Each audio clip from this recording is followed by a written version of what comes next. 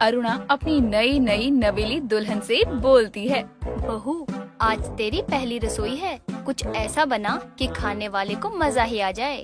ठीक है माँ जी, मैं कुछ अच्छा सा बनाती हूँ, लेकिन मेरी पहली रसोई है तो कुछ मीठा बनेगा, तो मैं ना खीर बना देती हूँ। बहू, मीठा तो बनेगा ही, लेकिन मीठे से थोड़ी सारे घर का पेट भरेगा, कुछ और भी तो बनाना पड़ेगा ना। कहाँ फंस गई मैं, अब माँ जी से क्या कहूँ। मुझे तो गांव का देसी खाना बनाने आता है, और यहाँ सबके रहन सहन से नहीं लगता कि वो मेरे हाथों का बना हुआ खाना खाने वाले हैं।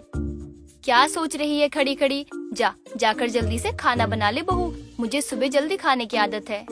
सविता इतना सुनने के बाद किचन में चली जाती है और सोचने लगती है कि उसे खाने में क्या बनाना चाहिए। वो मीठे में खीर तो चढ़ा देती है, लेकिन अब तो उसे टेंशन खाने की हो रही थी कि वो खाने में क्या बनाए। तभी किचन में सविता का पति रोहित आता है। अरे क्या हुआ, तुम मुझे परेशान क्यों लग रही हो? कोई बात है तो मुझे बता दो। अच्छा हुआ जो आप आ गए, मुझे खाने में कुछ समझ नहीं आ रहा कि क्या बनाऊं, और माँ जी ने कहा है कि कुछ अच्छा ही बनाना।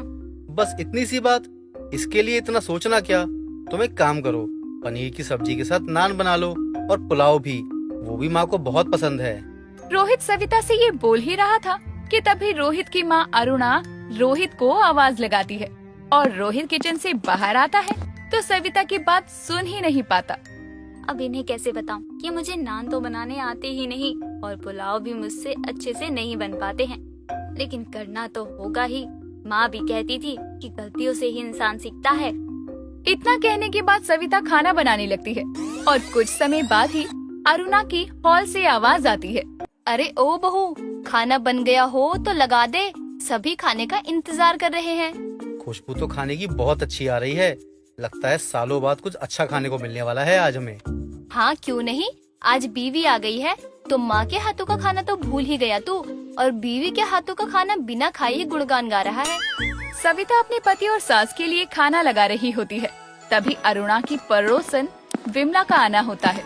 क्या बात है अरुणा, तेरे तो भाग्य ही खुल गए, सुबह सुबह ही बहू के हाथों का गर्मा गर्म खाना मिल रहा है। अरे विमला, आना, सही समय पर आई है तू। आज बहू की पहली रसोई थी तो तू भी खाकर जाइयो। ये भी कोई पूछने वाली बात है, मैं तो जरूर खाऊंगी नई बहू के हाथों का खाना। अब सविता खाना लगाकर अपने कमरे में चली जाती है, और इधर विमला को अरुणा नान देने के लिए जैसे ही नान उठाती है तो देखती है कि जली जली रोटियां डब्बे में रखी है, और पनीर की सब्जी में पनीर नाम के नजर आ रहे थे। और पुलाव को देखकर तो अरुणा अपने मन में कहती है, ये क्या सत्यानाश किया है इस औरत ने, पहले ही दिन इस विमला के सामने बेइज्जती करवाएगी। अरे अरुणा, लगा भी दे खाना, खाने की खुशबू से ही भूख बर्दाश्त नहीं हो पा रही है। अरे माँ, कोई हेल्प करूँ क्या, या आज आप खाना परोस दोगी? हाँ हाँ देती हूँ, सब्र कर। अब अरुणा तो समझ चुकी थी कि सविता को खाना बनाना नहीं आता है, लेकिन वो विमला के सामने क्या ही बोलती, और वो विमला और रोहित को खाना निकाल कर देती है। लगता है खाना तेरी बहू की खूबसूरती से जल गया, या ऐसे ही बनाती है। अरे माँ, ये क्या, अब विमला आंटी को दूसरी रोटी दो ना, ये तो मुझे जली हुई नजर आ रही है। बेटा, मुझे जली हुई नजर आ रही है, या ये रोटी ही जली हुई है, और इतनी जली हुई है कि खाए क्या इसमें, ये समझ ही नहीं आ रहा। माँ, आप पुलाव ही दे दो, ये नान है या जली हुई रोटी, समझ में नहीं आ रहा है कुछ भी। हाँ अरुणा, तो पुलाव ही दे दे, वही खा लूं। अब खाने खाने बैठी हूँ तो बिना खाए उठूंगी तो अन्न का अपमान होगा। अब पुलाव में भी सविता हद से ज्यादा नमक और नींबू डाल देती है, और वो भी खाने लायक नहीं थे। अब जैसे तैसे रोहित और विमला खाना खा लेते हैं, तभी विमला अरुणा को बोलती है, अरे अरुणा, तू भी खाने के लिए बैठ, मेरा मुंह क्या देख रही है? अपनी बहू की पहली रसोई का खाना खाएगी नहीं क्या? नहीं नहीं, अभी भूख नहीं है, सुबह चाय बिस्कुट ज्यादा हो गई थी। अब विमला तो अरुणा की बहू के हाथों का खाना खाने के बाद पूरे मोहल्ले में आग लगा देती है कि अरुणा की बहू गांव से आई है और उसे खाना बनाना नहीं आता। अब अरुणा इधर अपनी बहू को खूब सुनाती है, बहू, अपनी पहली रसोई में ही तूने ऐसा खाना बनाया है कि कुत्ते के सामने रख कर आई हूँ, उसने सूंघा तक नहीं, और तू उम्मीद कर रही है कि ऐसा खाना हम लोग खाएं? माँ, जाने दो, अभी वो थोड़ा घबराई हुई है, नई नई है ना।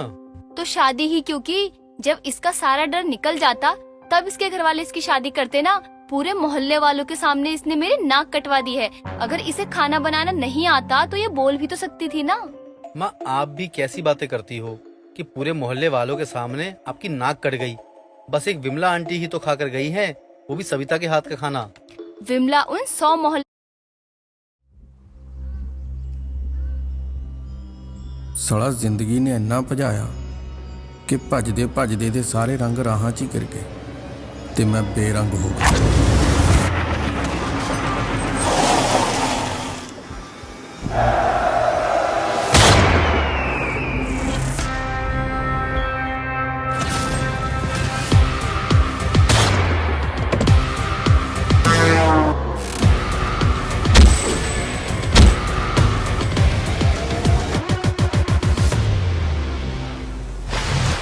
ਪਰ ਜਦੋਂ ਸਮਝ ਆਈ ਕਿ ਜ਼ਿੰਦਗੀ ਮੈਨੂੰ ਨਹੀਂ ਸੀ ਭਜਾ ਰਹੀ ਬਲਕਿ ਮੈਂ ਹੀ ਜ਼ਿੰਦਗੀ ਤੋਂ ਦੂਰ ਭੱਜ ਰਿਹਾ ਸੀ ਤਾਂ ਰੰਗ ਸਾਰੇ ਆਪਣੇ ਆਪ ਵਾਪਸ ਆ ਗਏ।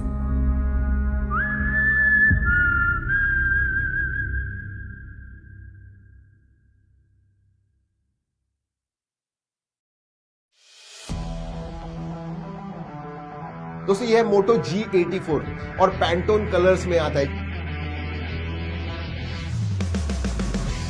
120 Hz 10-bit P OLED display, 12GB RAM, 256GB storage premium vegan leather back भी है and 50 megapixel camera with OIS। Absolutely stunning 5G smartphone.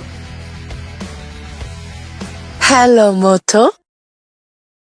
वाले लोगों के बराबर है, जिससे पूरे मोहल्ले का नेटवर्क कनेक्ट रहता है। कहाँ क्या हुआ है उसको सब खबर रहती है। बस विमला को नेटवर्क मिलना चाहिए। अब अरुणा को तो भूख लगी थी, तो वो अपनी बहू से रोटी बनाने को कहती है। सविता किचन में जाकर खुद की गलतियों पर अफसोस कर रही थी। मुझे क्या पता था कि नान मैदे का बनाना था। मैंने तो आटे की मोटी मोटी रोटी बनाकर ज्यादा सेक दी और वो जल गई। लेकिन अब माँ जी को ना मैं बाजरे की रोटी खिलाती हूँ, जिससे उनका मूड ना ठीक हो जाएगा। अब सविता बाजरे की रोटी के साथ पनीर की सब्जी लेकर आती है। बहू, अब ये तू क्या बना लाई? ये गेहूं की नॉर्मल रोटी तो बिल्कुल भी नहीं लग रही। अरे माँ जी, ये मैंने ना स्पेशल आपके लिए बनाया है बाजरे की रोटी। खाकर बताइए माँ जी कैसी लगी आपकी देसी बहू की ये रोटी। राम राम, कहाँ से देसी बहू उठा लाई? इसके देसी रोटी खाने से अच्छा तो मैं विलायती चावल खा लूं। ले जा इसे यहाँ से तू। माँ, वो इतने प्यार से बनाकर लाई है तो खा लो ना आप। अभी चावल बनाने में समय लगेगा। नहीं नहीं बहू, तू चावल को हाथ नहीं लगाएगी। या तो मैं बना लूंगी या ऑर्डर करवा लूंगी, लेकिन मुझे इस गवार के हाथों की देसी रोटी नहीं खानी। पहले दिन की ड्रामे से अरुणा तो तंग हो चुकी थी और अब वो सविता के हाथों की बनी देसी रोटी खाना नहीं चाहती थी। एक रोज 2 महिलाएं अरुणा के घर आती हैं सर्वे करने। तभी वो देखती है कि सास यानी कि अरुणा टेबल पर बैठकर बिरयानी खा रही थी और वहीं पास में नीचे बैठी सविता हाथों में मक्के की रोटी पर तेल और नमक लगाकर खा रही थी। ये देखकर उनमें से एक औरत दूसरी औरत से कहती है, अरे ये देखो अरुणा कैसे अपनी बहू पर अत्याचार कर रही है। मुझे तो पहले से ही शक था। अरे ये बस अच्छा बनने का नाटक कर रही है और कुछ नहीं। हाँ हाँ, ये तो सही कह रही हो तुम। देखो उसे नमक रोटी खाने को दिया हुआ है और खुद बासमती चावल की बिरयानी तोड़ रही है। 1 मिनट रुको, उन्हें कुछ बोलने से पहले मैं उनकी एक फोटो निकाल लेती हूँ। नीलू को दे दूंगी, वो महिला आयोग में काम करती है ना। अब वो औरतें फोटो लेने के बाद अरुणा को टोकती है और सर्वे करके चली जाती है। और अगले ही दिन खाना खाने के समय ही नीलू का आना होता है, जो आज भी सविता को नमक रोटी के साथ कच्चा प्याज खाती देखती है। जी आप कौन? सर्वे करने आई हैं क्या आप? लेकिन सर्वे तो कल ही हो गया था। सविता नाम है ना आपका? आप यहाँ कुर्सी पर बैठिए और बेबाक होकर खाइए। आपकी सास को मैं देख लेती हूँ। अरे आप तो बड़े महंगे चावल खा रही हो और बहू की नमक रोटी पर भी आफत कर रखी है। मैंने उसे कब कहा कि तू नमक रोटी खा? वो उसका फेवरेट है, गांव की जो है। क्या बात है, बातों को घुमाना तो कोई आपसे सीखे। लेकिन मैं तो सच कह रही हूँ। और बहू तू कुछ बोलती क्यों नहीं? अब आप अपनी भोली भाली बहू को डरा रही हैं। चलिए मेरे साथ, मैं आपको बताती हूँ। हम महिला आयोग वाले हैं, ऐसी सास के साथ कुछ भी कर सकते हैं। अरे नहीं नहीं जी, आप सच में गलत समझ रही हैं। मुझे चावल पसंद नहीं और माँ जी को ये रोटी। तो हम अपने अपने हिसाब से देसी रोटी और विलायती चावल खा रहे हैं। तो क्या मैं गलत समझ रही थी? अरे माफ कीजिएगा मुझे। अब इस धोखे के बाद अरुणा कभी भी टेबल पर बैठकर खाना ही नहीं खाती और अपने कमरे को बंद करके खाया करती।